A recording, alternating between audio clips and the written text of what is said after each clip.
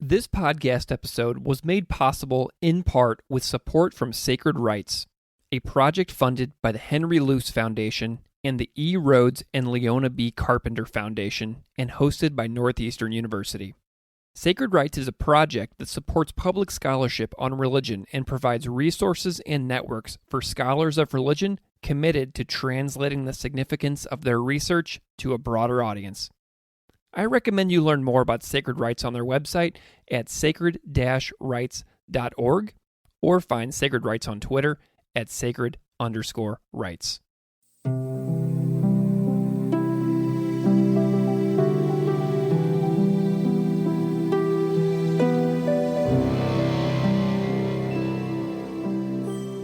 Welcome to Classical Ideas. This is Greg Soden, and this is a podcast where, since 2017, I discuss all things religion with a variety of fantastic scholars, experts, authors, and educators. On this episode, my guest is Dr. Oluwatomisin Oredein, who is currently an assistant professor in Black religious traditions and constructive theology and ethics, and is the director of Black Church Studies at Brite Divinity School in Fort Worth, Texas. Anchored in her American African identity, her scholastic and creative work engages Theopoetics, womanist theology and ethics, postcolonial and decolonial thought, and Black theology from an African diasporic perspective. We discuss her book, The Theology of Mercy, Amba Oduyoye, Ecumenism, Feminism, and Communal Practice from University of Notre Dame Press. And we also discuss her views on why public scholarship matters. Please enjoy my conversation with Dr. Oluwatomisin Oredein.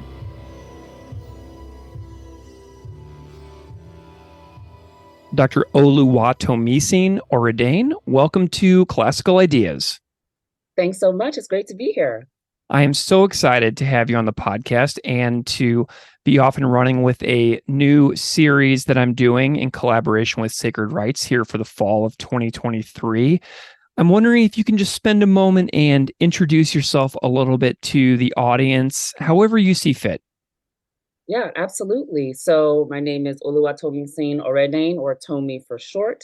I teach at Brite Divinity School in Fort Worth, Texas, in the areas of Black religious traditions, as well as constructive theology and ethics. Frankly, I kind of teach where my mind and imagination take me. So I'm interested in liminal identity. I identify as Nigerian American, so that space of the in-between spaces of Blackness, if you will, is a space that's really interesting to me. I also teach in the area and explore the area of Theopoetics in my work. I think about and think with womanist theology and ethics, Black theology, postcolonial, decolonial ideas and theories, Black feminism as well.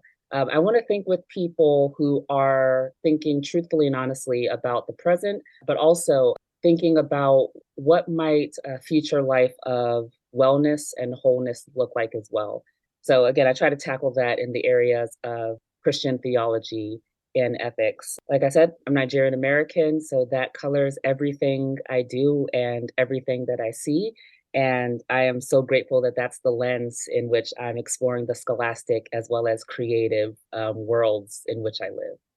I'm always super curious about how guests got where they got, how they wound up where they wind up in their careers, and how that relates to the scholarship that is being produced as well.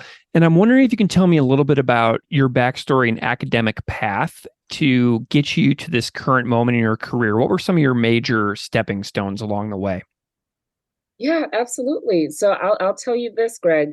I had no interest whatsoever in teaching, in becoming a professor. That was nowhere on my radar. As I said, I'm Nigerian American. I was born in Nigeria, but raised in the States since I was basically a toddler. And you'll hear a lot of immigrant descendants say, you know, you have three choices: doctor, lawyer, or engineer. Sometimes we'll let you be a pharmacist. Those are your options in terms of a career path. So I was on the path to being a doctor. I was pre-med in college, and college said, no, you're not. I had to think through, okay, what's of interest to me that I'm also good at? My faith has been a big part of my life since I was young, because faith is where I got to ask questions. and think through the ethereal. I wedded my interests and commitment to my faith with, you know what, I think I can do well in in these classes because they actually mean something to me. So I went the religious studies route. After that, didn't know what I was doing. Literally overheard some classmates talking before one of my seminars about this thing called seminary and divinity school, and said, "Oh yeah, I'll do that." I apply super late in the application cycle, get waitlisted because again, college said, "No, you're not pre-med," even though I tried to be. So my GPA was it's a little interesting hurdle there. Eventually got off the wait list and attended Duke Divinity School. And my mind was blown that this was where I could ask my questions freely. There was also, I was just there at a golden time where the likes of Willie Jennings, Esther Akalatse, Ebony Marshall Turman, J. Cameron Carter, William Turner, Tammy Williams, they were all there at the same time, or at different parts, I'm sorry, of my journey. So I got the best, and I got to take classes with the best. And of course, it just furthered my interest and hunger to keep asking theological and ethical questions. At the end of my MDiv program at Duke, I was sitting in a class during a gap year, working 3 jobs, trying to figure out what am I doing next. And I overheard colleagues talking about applying to PhD programs. So I said, "Oh yeah, I'll do that." So I applied to PhD programs and one THD program. Mm-hmm. And the THD program was at Duke. Mm-hmm. Did not get into any PhD programs. So everyone, that's more common than you think. It's not you, it is a system. And got waitlisted again for Duke in the PhD program. I prayed a lot and I felt reassured that that was where I was supposed to be. Sure enough, got off the wait list, went through the THD program, loved it. Doctoral programs are difficult, but it's the place where you get to ask the questions that matter to you. So all in all, it was where I needed to be. I did a postdoc after that, which is what I wanted, so I can learn more about am I a teacher or not at Memphis Theological Seminary. And after that, was able to make my way over to Brite Divinity School. So that's my journey. I honestly, it was a journey of questions. Where could I keep asking questions? Where could I have conversation partners who could help me press forward and think constructively and creatively around these things that I was wondering. So that's how I got into it. I'm tenure track, but tenure honestly is not the most important thing to me. I just want to keep asking questions, and working in this role allows me to do so, and it allows me to interact with brilliant, hungry students who are also coming with questions as well. A question that I've never asked before on this show that I can recall is is there a major difference between a THD and a PhD program? Because I actually have no idea what the difference between like those two types of programs and what the process is like and how they are similar and different. I actually just don't know. No, that's a great question, and it's not an uncommon question. The joke is if you ask a THD student, they're going to say, "Oh, yeah, the stipend. That's the biggest difference." I mean, well, it is literally a difference. But I was in classes with PhD students. We were studying similar things. There's slightly differences in terms of just kind of the programmatic outline and path. But overall, you're taking language classes together, you're taking doctoral classes together, you're studying, you're writing together, you're collaborating together. It honestly depends on the program. I know at Duke, the PhD program is affiliated with the Department of Religious Studies, whereas the THD program was affiliated with Duke Divinity School. The paths are very similar, to be honest. I think PhD program, you might have one more exam than the THD program, for example. But the paths are similar. We shared a lot of spaces together. We shared a lot of classes together. It's, in many ways, a departmental affiliation difference. PhDs, they're going to be a bit more broader. They're going to be interested in the bigger questions around religious studies, whereas a THD, there's going to be this particular focus with Christianity, Christian theology, etc. Let's talk about some of your work. As of May 2023, you have a brand new book, The Theology of Mercy, Amba Oduyoye, Ecumenism, Feminism, and Communal Practice from the University of Notre Dame Press. How did you come to be interested in the life of Mercy Amba Oduyoye, and who is she? Yeah. Thank you for that question. I was introduced to the work of Mercy Amba Oduyoye through a mentor at Duke, Esther Akalatse. She's actually at Garrett now. I was trying to ask her, I want to do my own thing around theology and ethics, but I know that I need to know who came before me. She said, "Oh, start with Mercy Oduyoye." I said, "Okay, let me read her stuff." I read her work and was just blown away by the depth with which she writes and thinks, as well as just the volume of content she's put out in the world. I was surprised by the volume of content because I hadn't heard of her. So for Mm, somebody to have been writing 50 plus, 60 plus years, and for me to have not been exposed to her in my, Christian theology courses was mind blowing to me. mm, Mercy Amba Oduyoye is a Ghanaian African women's theologian who has coined a lot of things, including the term African women's theology. She doesn't necessarily count herself or call herself womanist, even though she has connection and affiliation with womanists. She doesn't call herself Black feminist, even though she's always going to be thinking with these voices as well. She essentially wanted to do Christian theology from the space of being an African woman and was seeing that African male theologians were not in conversation with their women. She was seeing that white feminist theologians, they were in conversation with African women, but only to a certain extent. And of course, white male theologians didn't even know they existed. And Black male theologians, again, they'd cross paths. She just wanted African women to be critical conversation partners when it comes to all things Christian theology.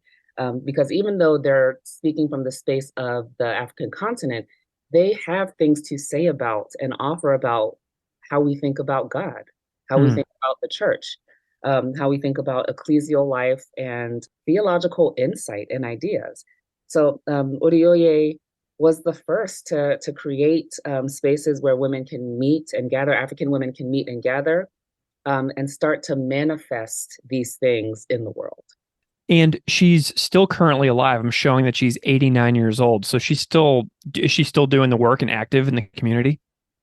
Yeah, she turns 90 next month. She's more so going to be based in Ghana and doing less traveling, even though it was maybe up to 4 years ago, she was still traveling to the US and all over.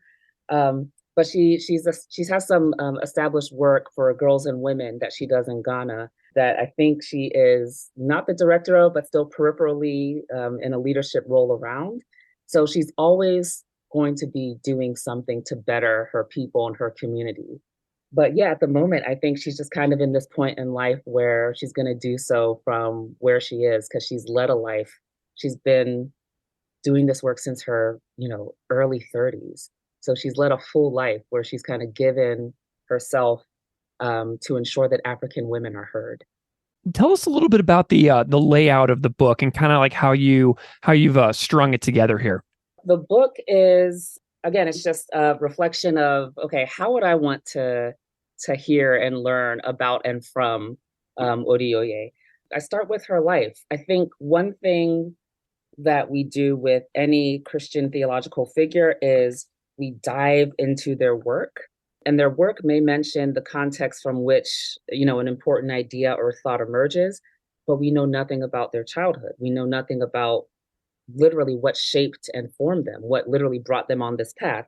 So I thought it was important to literally start at the beginning with Oduyoye and talk about her birth story, how she grew up, her relationship with the education system as a girl, what political things were happening that shaped her education, that shaped her interests. All these things are feeding into what's ultimately going to become her theological focus. So I start with her life. I talk about her feminist formation because, again, she's among the women in her life, and they are teaching her lessons that she takes with her. I also talk through her kind of creative energy around seeing that there's a dearth of space where women can come together and do theological imagining together. So she creates this thing called the Circle of Concerned African Women Theologians.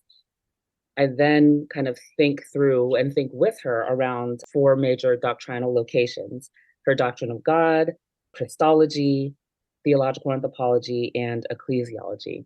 And then towards the end of the book, I say these are the remaining questions that I at least bring to the conversation.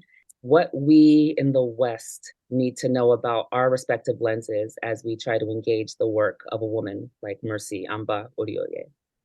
Wonderful. You know, something that was really interesting to me about this book is the discussion of hybrid religion in Ghana. And I'm wondering if you can tell me a little bit about her journey finding her way through local cultural practices, but also within a Methodist context. I'm just really curious about the hybrid concepts that you go through in the book. Yeah, the thing about Oduyoye's story is that it's a story that is tainted by colonialism.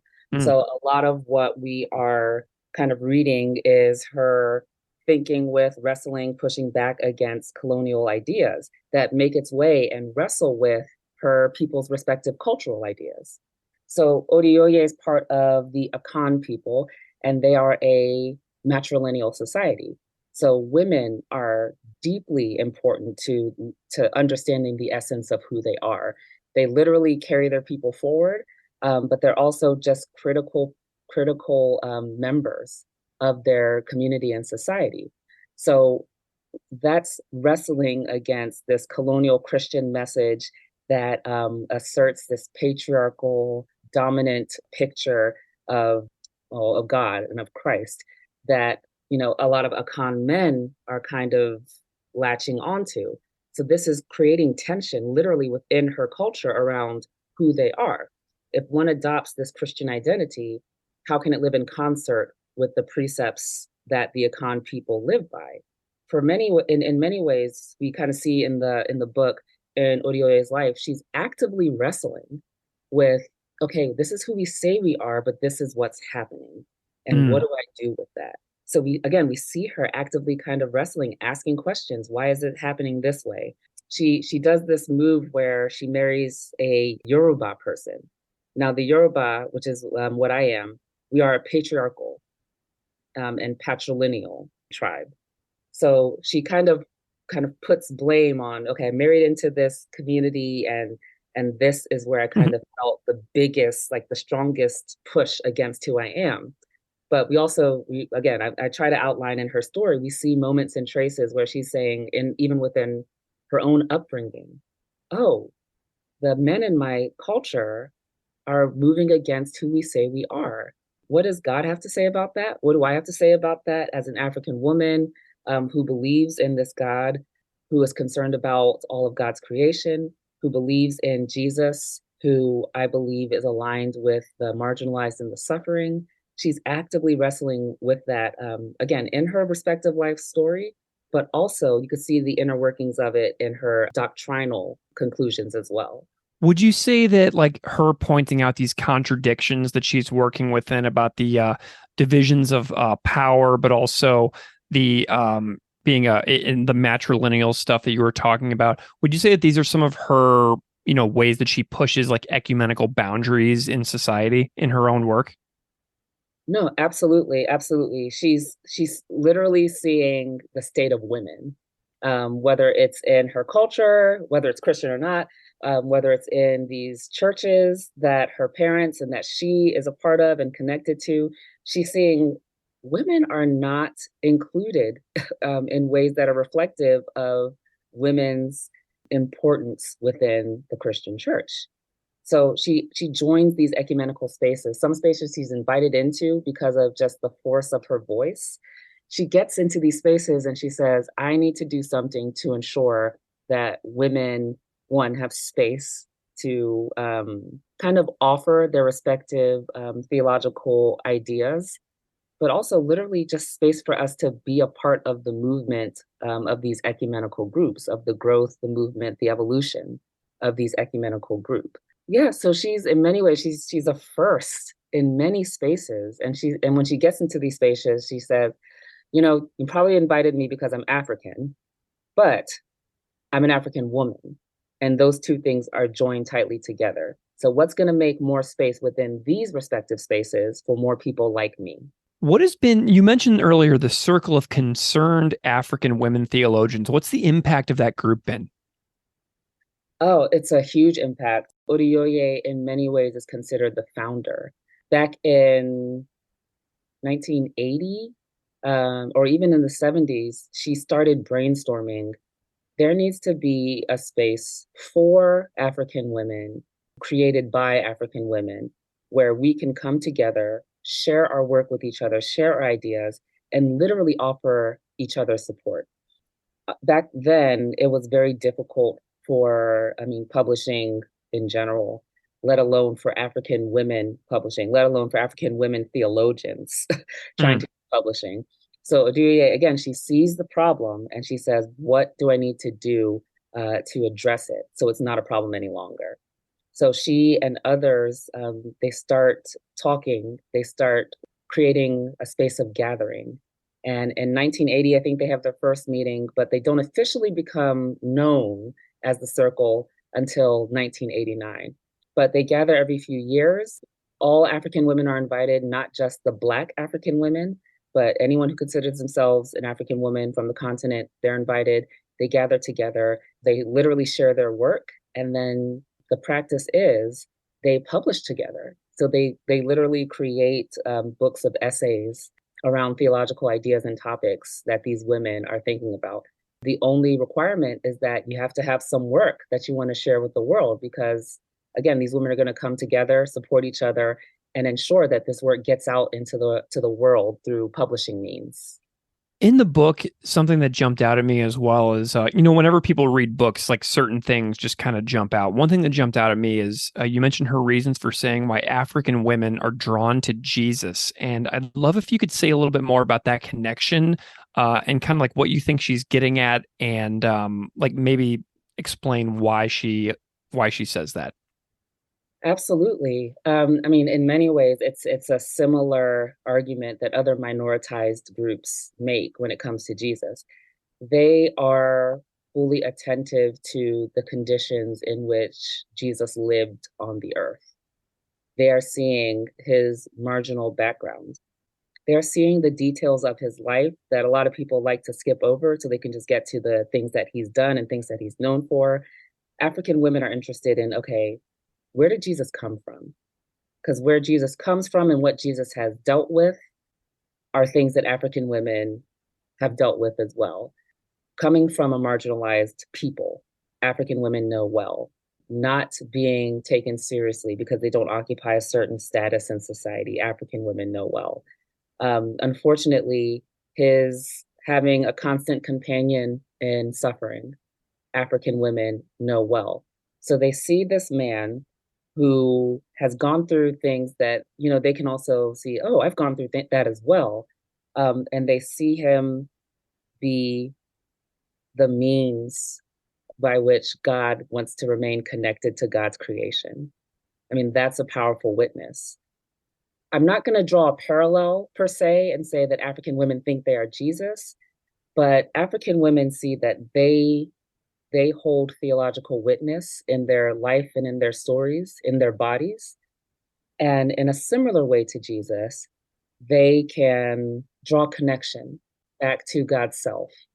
If the world would only hear them, the world would only listen to them, the world would only take them seriously. African women are not only known for the things they suffer. I mean, they suffer, but they're not only going to be known for that. They're going to be known for that which they expose the world to in spite of their suffering. What was fun and interesting about the process of putting together this book? Like what are some memories that stand out personally for you during the creative process of going through the creation of this book? Mm, that's a great question. Greg, the fun part was finishing it. No, I'm just kidding. Yeah, I get it. No, the fun part was slowing down, reading my work, revisiting the ideas that are Oduyoye's, revisiting me riffing off of Oduyoye and seeing like, this is how the conversation is moving forward. It was fun to see in real time that I'm not just rehearsing her life, but in this book, I'm having a conversation with her life and with everything that she's gone through. and everything that she's tried to put in front of us. I'm keeping the conversation going. So I don't know, it was fun slowing down and seeing that there's a legacy that she's built, and I'm honored to be a conversation partner, ensuring that her legacy continues and her legacy grows and becomes greater when we try to think about Christian theology in any facet, not just African theology, not just African women's theology, Christian theology as a whole. Mm. Well, this book is wonderful. The Theology of Mercy, Amba Oduyoye, Ecumenism, Feminism, and Communal Practice, out now from the University of Notre Dame Press, just to remind listeners out there who are enjoying this conversation. Tomi, I'm wondering if we can chat for a little bit about the Sacred Rights program that you're currently involved in. Absolutely, absolutely. Excellent. Well, you're part of the Sacred Rights program funded by the Luce Foundation for a project called Public Scholarship on Race, Justice, and Religion.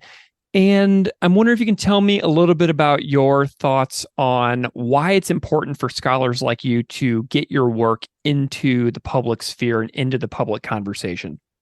Sometimes we scholars can be a bit insular, and we can only talk to people who have gone through the same processes that we have in terms of just scholastic advancement.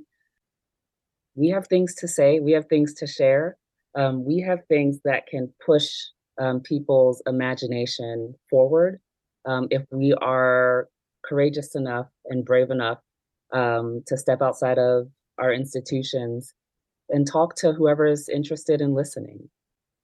We have things to say, especially around what's happening in the current moment. And I always think of myself as I don't study the Christian tradition only.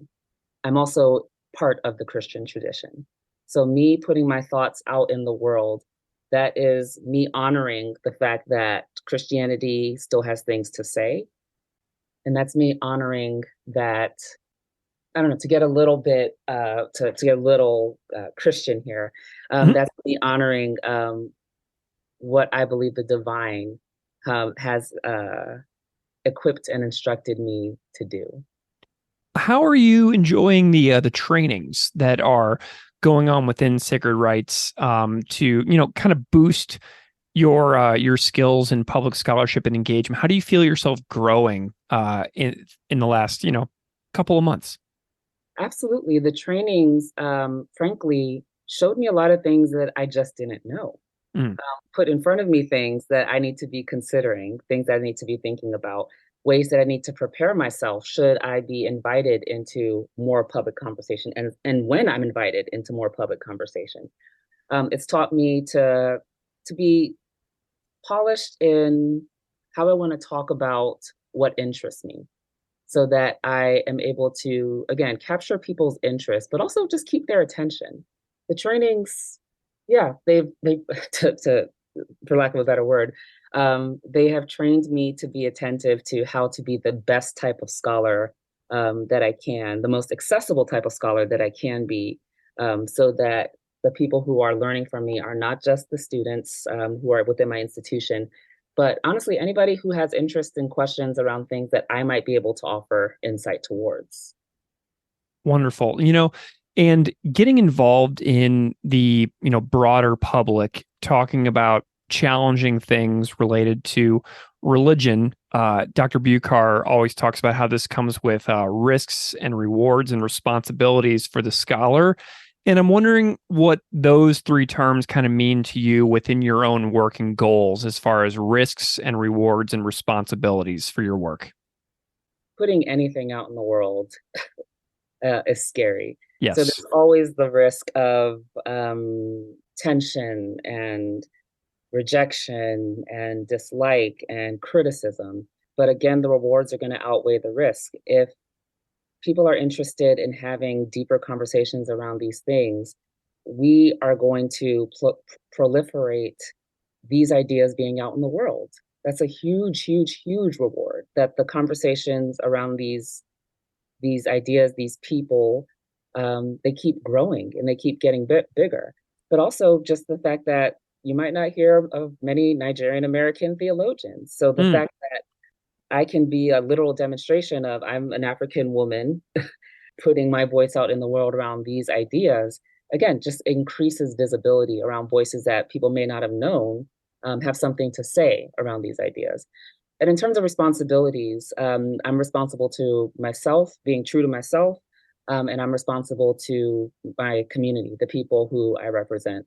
So I'm always going to bring that lens in anything that I offer in the public sphere. You brought up institutions, and I know that you want to be involved in the greater public and, write for audiences in, the world beyond just theology and religious studies. But I know that you're also writing about institutions as well, because I read a different chapter that you sent me about called Bondage, Labor, and the Ethics of Care, Eucharistic Misogynoir in Words and Institutions. And it kind of talks a little bit about your life in the institution as well. And I'm wondering if you can just say what you're doing also within institutions and what you're thinking about to push the conversation, not only in the greater public, like you're doing with sacred rights, but also within your own profession and field in institutions. No, absolutely. And I appreciate you reading that piece. I mean, the title is a mouthful. The long and short of it is institutions, especially institutions of theological education, they have a particular goal in mind to prepare people for whatever their future holds, whether it's in ministry, nonprofit work, chaplaincy, wherever they're kind of feeling moved towards that they feel a theological education can help enhance. The problem, though, with institutions is they were not created with minoritized and marginalized people in mind. So when these people come into these institutions and are important and critical pieces of the institution, people don't know how to interact with and treat them and learn from them. Black women especially, I always say this, if you want to know the measure of health of an institution, any institution, ask a Black woman. What she offers is going to be a reflection of the institution's greatest limitation, place of improvement. And at least within the theological institution, theological institutions are weird because they want an institution like a regular institution, but then they have this Christian religious affiliation and characteristic around it. So these ideas are also embedded in the more corporate parts of its functioning. So there's this strange blend of Black women giving all you can, giving as much of yourself as you can, is a reflection of your faithfulness to God's work in the world, which is a strange type of posture to have. So when I name what's happening within institutions as Eucharistic misogynoir, I literally think through Black women in the Eucharistic movements. Black women being taken, they're blessed, they're broken, and they're distributed as a means of upholding the institution, but using Christian language and sacramental ideas to do so. Again, I talk about this strange engagement between theological institutions and Black women. They were not made for Black women. They enjoy using Black women, but they're not a space of wellness and wholeness for Black women. So I am okay with being a voice of truth wherever I am. And within theological institutions, pieces like this allow me to flesh out what needs to be interrogated and examined and improved upon. Wonderful. What are some of your goals in your own work for, the next maybe 3 to 5 years? What are you excited about? I'm excited about, Greg, I'm excited about writing what I want to write about. Yes. So what has my heart right now is thinking about care, especially the ethics of care. I want to think about it theologically and I want to think about it ethically. I want to examine, I believe that we all care about something. The expression of our care is what I want to think a little bit more closely around. Is it care that reflects the care seen in God's creative activity?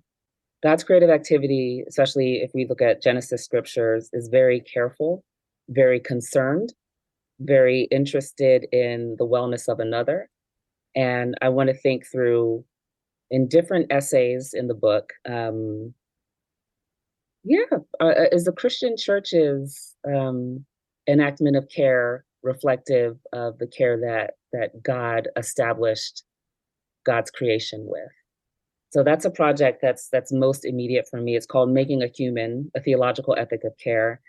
But also, Greg, I was mentioning earlier with Oduyoye, I am so interested in writing an American African theology. One, not necessarily African theology, not necessarily a Black theology, but not necessarily a womanist theology, but one that is familiar with all three, does not fit into all three, and wants to be in conversation from its own space with all three. So that's a future book. I want to establish what an American African theology would look like. Again, attentive to the gaps from these other theological perspectives. And again, I want to see what conversations we can have moving forward. That's my whole goal. Let's have conversations that are helping us grow and evolve and expand. I'm not interested in being static. I want us to continue within Christian theology and ethics and religious studies in general. I want us to be dynamic. Well, you are helping me achieve those goals personally by telling me about some topics and people and ideas that I had never talked about on the 6.5 years of doing this podcast. So you're adding to a total blind spot for my own learning and this show in general. So you're accomplishing that goal with me right here and right now. So I just wanted to say that. Fantastic. Well, Dr. Oluwatomisin Oredein, thank you so much for being here and hanging out with me and chatting about your book, The Theology of Mercy, Amba Oduyoye. It's been just a real good time hanging out with you today and chatting about your work. Same. It's been a joy.